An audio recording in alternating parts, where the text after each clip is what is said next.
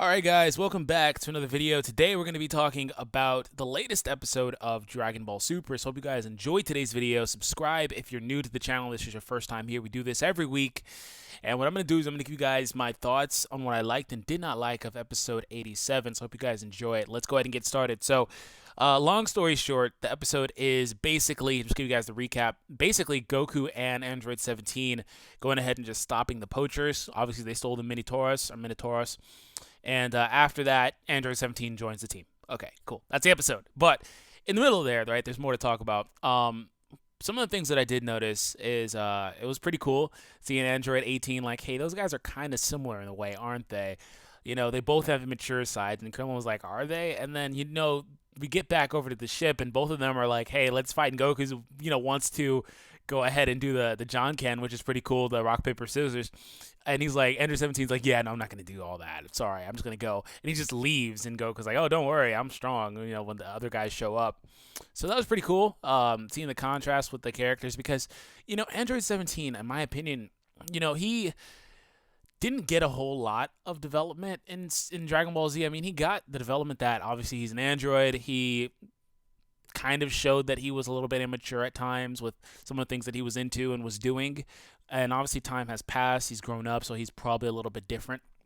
So obviously he has his priorities straight as well, as far as like wanting to be a wildlife protector. So that's cool.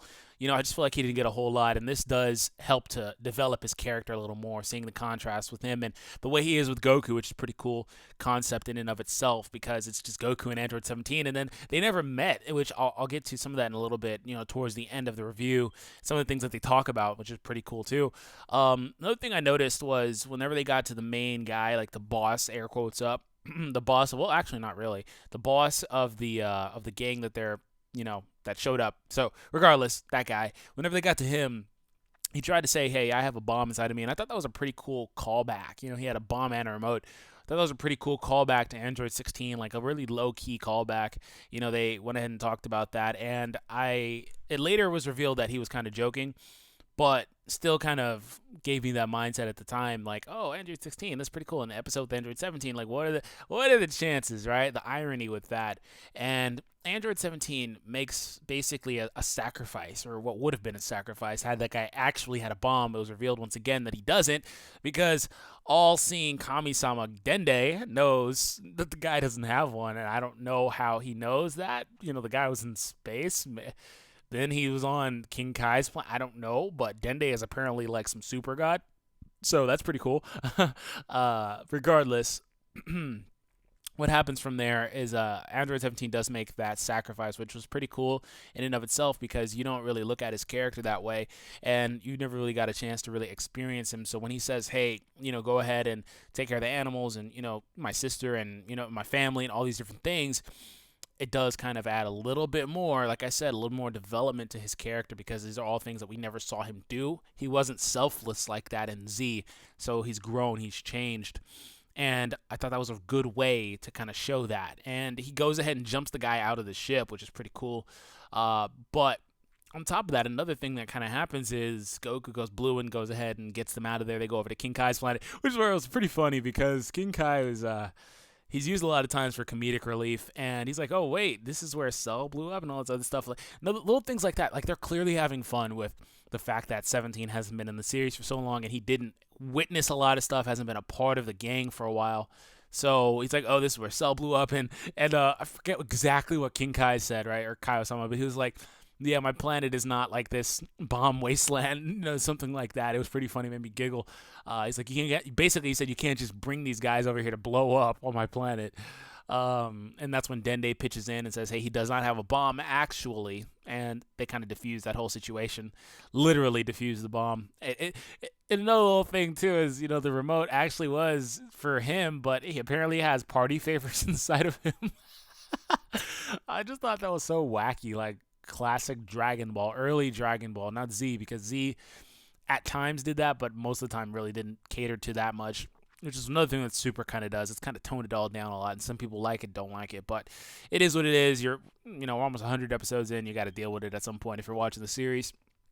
And then after that, 17 does agree to join the team, which I kind of predicted. I think everybody predicted this was going to just act as a catalyst for him joining the team, which was pretty cool as well. I've said everything is pretty cool at this point, but it is what it is. Acted as a catalyst for him to join the team. And Goku tries to bring up the Super Dragon Balls. I don't know why he's particularly offering those off. Like, because there'll be a reward, sure, but like, does that mean everybody gets a wish? Is there one wish? Like, what's gonna happen with that? Because I mean, Beerus is gonna want to say, right? Or it's weird. I feel like he kind of did the same thing in the previous tournament arc. I got to go back and rewatch. I think he kind of did the same thing as an incentive to incentivize some of these guys. But I just don't feel like Android 17 is going to get his wish. If he does, cool. If he doesn't, I mean, maybe somebody will buy it for him. I mean, Bulma's there. She's rich, so we'll see. But it is what it is. And, this is kind of the part where they start doing a little bit of dialogue. He's like, oh, I'll leave it to Trunks and Goten, which, mind you, he doesn't know the Trunks and the Gotens. We're going to have some more fun with that whenever he meets them. That'll be pretty cool as well. Hopefully. I'm going to just go ahead and say hopefully, because I always get my hopes up, and the show just kind of doesn't do these character interactions that they have. Like, they waited until the end of the Trunks arc for Goten to meet future Trunks, and like there was like no real payoff for that, and I just thought that would have been such a cool concept, but it never really did anything. They never went anywhere with that. So long story short, they have dialogue like that, and he asks about his brother, and I'm like, wait, who? And then he's like, oh, the little bald monk guy, and I'm like, oh, Krillin. And Goku says, oh yeah, that's right. Well, since she's your sister, that's his husband, and yeah, that means you would be a brother-in-law. I get it. So, and then he says, hey, we have Boo, and then he's like, oh, the one guy that you went ahead and used the spirit bomb on that one time. And he's like, hey, yeah, that's him, but he's not a bad guy anymore. And, oh, I forgot this, but a really cool part of that was, Goku's like, hey, I'm not some good guy. Like, he says, like, I've always just wanted to fight, but I can't stand innocent, beings basically being erased. And that's really true to who his character is. He's not some superhero. He just is a guy that enjoys what he enjoys and tries to make sure that he puts himself in a position, he pivots himself in a position to where he always can do what he wants to do.